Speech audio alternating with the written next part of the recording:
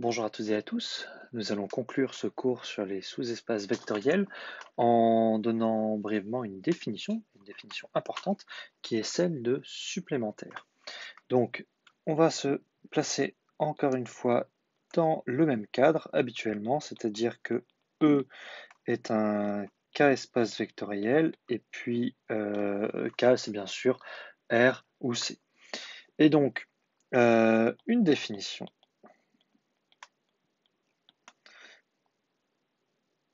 Si je prends F et G, deux sous-espaces vectoriels de E, je dis que G est un supplémentaire de F si E est la somme directe de F et de G. Alors, il faut bien comprendre ce que cela veut dire. Cela veut dire que E est égal à la somme de F et de G et la somme de F et de G est directe. Qu'est-ce que cela veut dire? Cela veut dire aussi, en application immédiate de tout ce que l'on a dit auparavant, eh bien, c'est équivalent à dire que tout vecteur de E se décompose de manière unique comme somme d'un vecteur de F et de G. Donc, pour tout x dans E, il existe un unique couple petit f petit g avec petit f dans grand F petit g dans grand G, tel que x égale f plus g. C'est vraiment la même chose. Alors, on dit aussi grand F et grand G sont supplémentaires, avec supplémentaire au pluriel.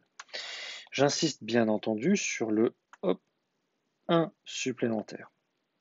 Donc, je vous laisse réfléchir dans le plan et montrer et donner des situations où vous avez plusieurs sous-espaces vectoriels supplémentaires. Mettre en pause la vidéo éventuellement. Donc je reprends donc un exemple avec E égale C. On va reprendre ce qui est fait dans la vidéo précédente. Je prends ici une droite D qui est égale à R, qui est le sous-espace vectoriel engendré par 1. Bien sûr, hein, on se place sur R comme corps.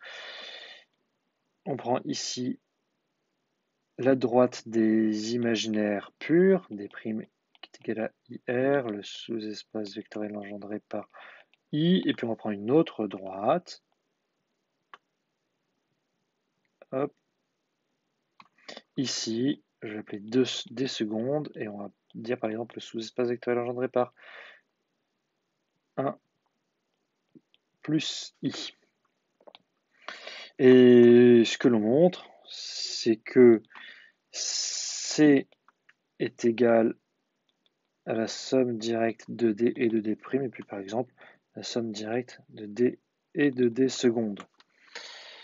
Pour le premier, en fait, c'est juste tout complexe s'écrit de manière unique comme somme directe, comme somme d'un réel et d'un imaginaire pur. C'est la décomposition d'un complexe sous forme algébrique. Donc, le premier, c'est le cours sur les complexes qui vous le donne. En fait, c'est par construction de R. Donc, on va juste montrer le deuxième. Donc, on va montrer que C est égal à la somme directe de D et de D secondes. Et ça nous permet de faire un petit point de méthodo parce que c'est une question importante à savoir bien rédiger. Alors, donc qu'est-ce que ça veut dire que montrer que C est somme directe de D et de D secondes? C'est-à-dire que la somme de D et de D secondes est directe et que C est somme de D et de D secondes. Alors là, on pourrait se dire, on va montrer que cette somme est directe en montrant une intersection. On pourrait.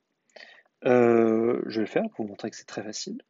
Mais on va voir qu'en fait, pour montrer qu'on a cette somme-là, soit on a une décomposition très simple qu'on trouve de tête, on va dire évidente, et dans ce cas c'est bon, soit on doit montrer l'existence d'une décomposition. Si on ne sait pas faire, comment va-t-on procéder? Eh bien, par analyse-synthèse. Et l'analyse, en fait, nous redonne l'unicité de la décomposition ici. Donc la plupart du temps, si vous commencez par montrer l'intersection, que l'intersection est réduite au vecteur nul, eh ben, c'est bien, ça répond à la moitié de la question, mais en fait, c'est inutile si on procède après à une analyse. On reviendra légèrement dessus quand on aura les outils de dimension. On reviendra légèrement sur ce que je vous dis maintenant. Donc, pour montrer que la somme de D et de D' est directe, on va montrer que l'intersection de D et de D' est réduite au vecteur nul. Donc, pour faire ça, je prends X dans l'intersection, pardon, D secondes, dans l'intersection de D secondes, c'est-à-dire que X est collinaire à 1 et est collinaire à 1 plus I, donc il existe lambda et mu réel tel que X égale lambda fois 1, allez, je l'écris comme ça, égale mu fois 1 plus I. Donc ça fait lambda, ça fait mu plus I fois mu. Donc par unicité de la décomposition d'un complexe comme somme d'un réel et d'un imaginaire pur, ou par unicité des parties réelles et imaginaires, on a lambda égale mu égale 0. Ici, on a lambda plus 0. Là, bien sûr, plus i fois 0. Donc, x est nul. Donc, ça règle la question numéro 1. On a donc que la somme de d et de d secondes est directe. Donc maintenant, point numéro 2, il faut montrer que C est somme de D et de D secondes. C'est-à-dire que tout complexe s'écrit comme somme d'un réel et comme somme d'un complexe proportionnel à 1 plus I. Alors, ce n'est pas difficile. Mais si on ne sait pas exhiber une telle décomposition, comment procède-t-on? Eh bien, par analyse-synthèse. Alors, une remarque avant de commencer l'analyse-synthèse, quelque chose qu'on se permettra même de ne plus mentionner, c'est que l'on a forcément la somme de D et de D secondes qui est inclus dans C. Donc en fait, on va juste montrer une inclusion très formellement. Donc on procède par analyse, synthèse. Donc je prends X dans C, je prends lambda et mu réel tel que X égale lambda fois 1 plus mu fois 1 plus I. Maintenant, avec A qui est égal à la partie réelle de X, B qui est égal à la partie imaginaire de X, eh bien X c'est A plus IB, c'est lambda plus mu plus I fois mu. Donc par unicité des parties réelles et imaginaires d'un nombre complexe, on a mu égale B et lambda égale A moins mu égale A moins B. On a terminé la phase d'analyse, on va donc faire maintenant une phase de synthèse.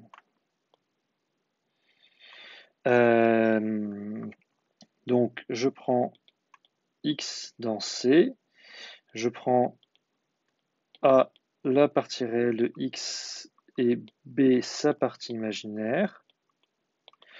J'écris X égale A plus IB et cela fait A moins B fois 1 plus B fois 1 plus I.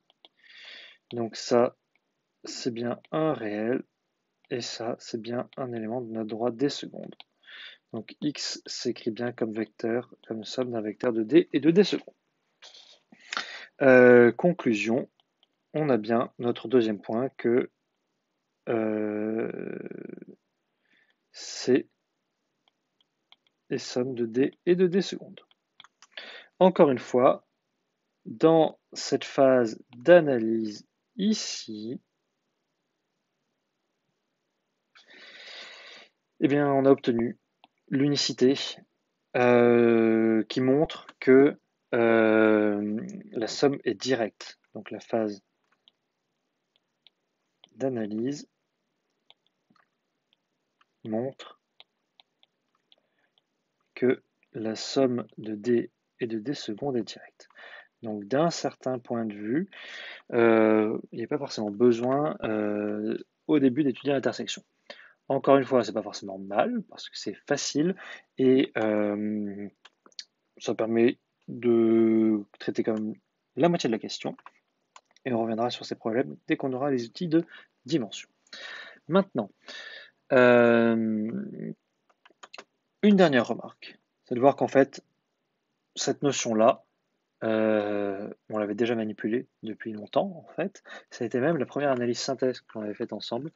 Donc, je reviens sur un vieil exemple du premier chapitre sur la décomposition d'une fonction comme somme d'une fonction paire et d'une fonction impaire.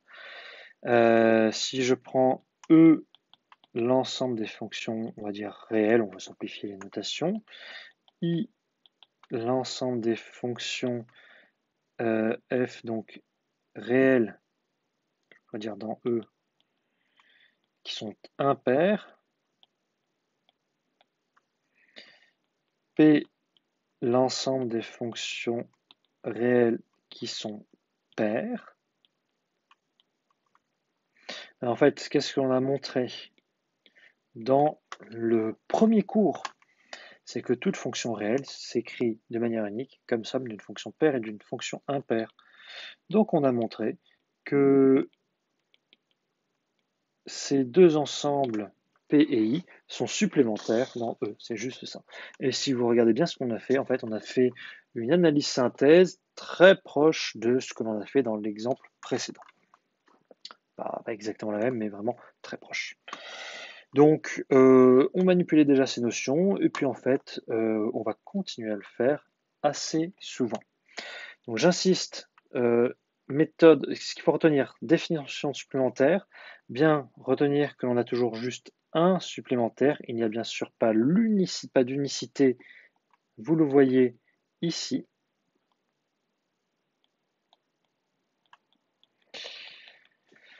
Et la méthode pour montrer que deux sous-espaces vectoriels sont supplémentaires, c'est toujours la même chose, donc à bien maîtriser.